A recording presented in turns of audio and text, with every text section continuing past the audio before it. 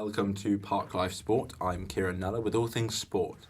Big news in tennis as juggernauts Roger Federer and Rafael Nadal have announced they'll be teaming up and representing Europe in the Laver Cup in September. This announcement leads up quite nicely into our topic of discussion on today's podcast, with Nadal taking the outright lead at 21 Grand Slams at the Australian Open last week. We ask our tennis experts who's the best of the out of the so-called Big Three. James Shearman and Jamie Monks. What's your takes?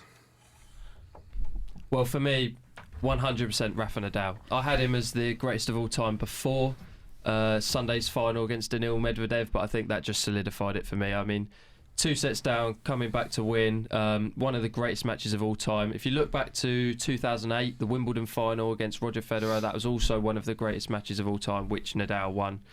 So yeah, 21 Grand Slams. He's won arguably the 2 greatest matches of all time. And he's got a gold medal, something that neither of the other 2 players have in singles anyway.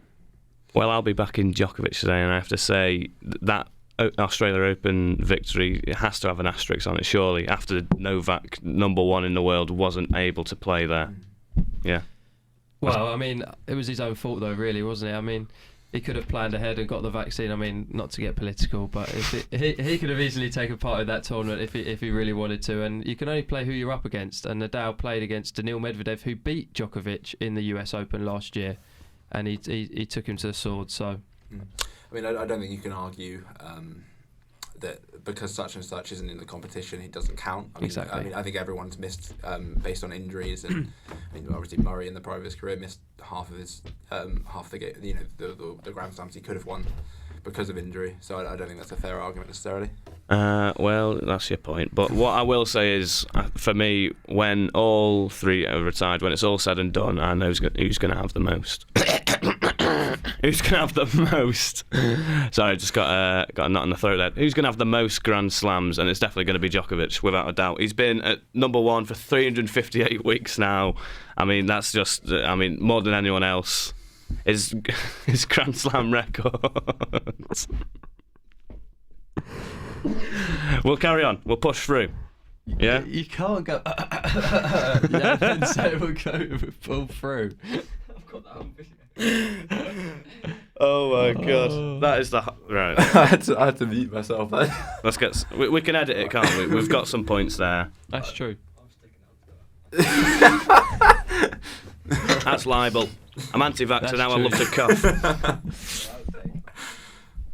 Alright. I don't really know what happened there, to be honest. Alright. So I mean, I'm surely a lot of people would argue for Federer to be the best of all 3. I mean, fellow current tennis player Nick Kyrgios thinks he'd get Federer as the favourite. Obviously, I mean, I think he's more well versed than we are necessarily. He has an 87.5% win rate on grass. He's got the longest winning streak on grass as well. He's got 65 games in a row winning, which is ridiculous. Well, I think when you're taking Nick Kyrgios' opinion as fact, you're on a dangerous path there.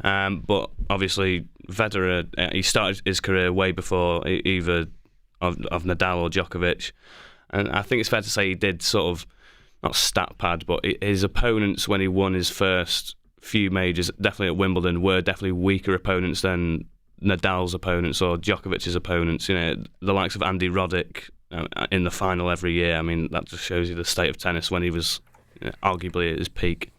I think you make a valid point about the level of competition when Federer broke onto the scene, but I have to say I've got him ahead of Djokovic as well. I think not only what the 3 players have accomplished on the tennis court, but you've also got to look at what's happened off the tennis court, and I think you won't find 2 better role models in sport than Roger Federer and Rafa Nadal. I mean, you look at what they've done for charities, for the game of tennis. I think it far outweighs what Novak Djokovic will ever do. Well, when we're assessing tennis players, surely we just keep it to the court. I mean, we can talk about charity work as well. I mean, I know Djokovic personally has done a lot of work over the years. I mean, if we're going to compare charity work when it comes to GOAT debates, I mean, we might as well be talking nonsense, to be honest. No, I just think it's important. I think for young players coming into the game, I think who are they looking up to? Are they looking up to Djokovic? Yeah, I'm sure some of them are, particularly the ones in Serbia, but I think the majority of young tennis players, if you ask them who are you trying to be, who are you trying to emulate in the world of tennis, I think they'll tell you Roger Federer and Rafa Nadal. And I think that tells you everything you need to know. I mean, I think there's two very different ways of taking a sport, isn't it? It's being that positive influence, that kind of role model. But then there's also Djokovic way, which is more of a clinical. I want to play the sport. It's very much focused on winning and nothing else, which I think is almost an example on itself.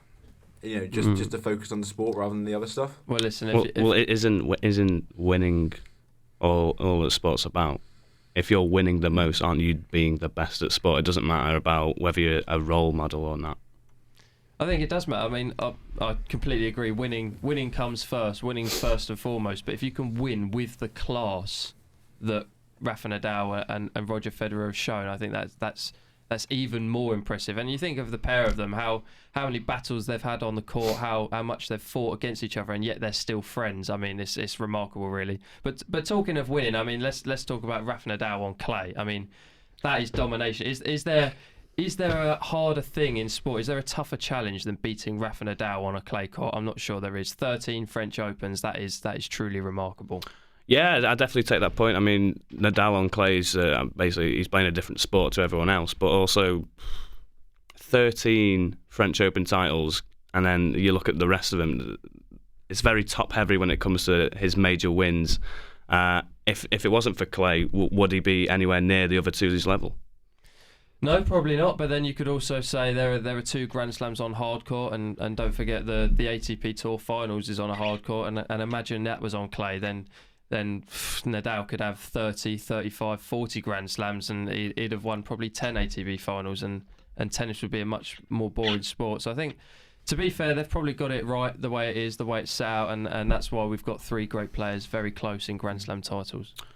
Yeah, definitely. But what I would say would be Djokovic's entire career, when he's played against Nadal and Federer, has had to deal with the crowd. I mean, the crowd plays a big part in tennis, and he's always been up against it, being booed, the overwhelming support for Nadal and Federer. He's had to deal with that his whole career, deal with that adversity, and he's come through, and he shows that maybe the crowd don't matter that much. I mean, you look at...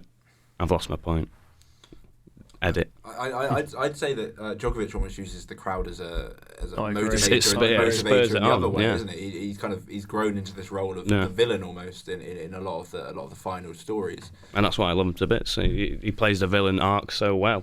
You've got these nice PR merchants, these fairies in Nadal and Federer, and then you've got Djokovic. I don't want to use any foul language, just being that guy. Yeah, but let's not forget, Rafa Nadal and Roger Federer weren't born crowd favourites. They earned that through their play and through the way they've carried themselves. And Djokovic, he might not like to admit it. He'll probably tell you that he likes to be the villain, but he would absolutely love to have the support that those two have. But he will never get anywhere near it because he's not the person they are, and he's not the player they are. All right. If we're going to base this argument purely off Grand Slams, of course, you were saying that Federer got quite a few of his while there was a lower level of competition. Aren't Djokovic and Nadal going to do that at the end of their career once Federer retires?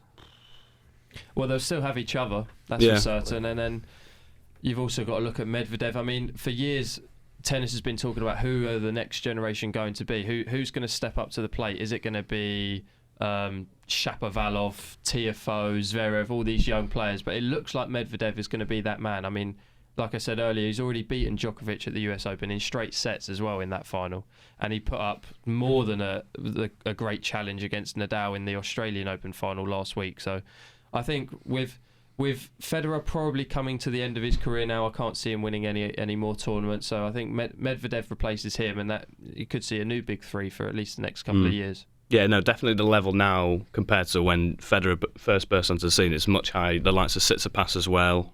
You know, he's a great player. Dominic Thiem as well. Really consistent, world-class tennis players. Yeah. Got any more to say? Basically, Djokovic is a goat, thanks. I think so. Getting edited out. I'll just do the... I think we need to do quite a bit of editing. Yeah, I'll be fine. I'll do that. Okay, I'm muting you both. I'll do the outro. Okay. Okay, thanks everyone for listening. That's all we have time for today. We will see you in an hour for the bulletin on schedule. Thank you for listening.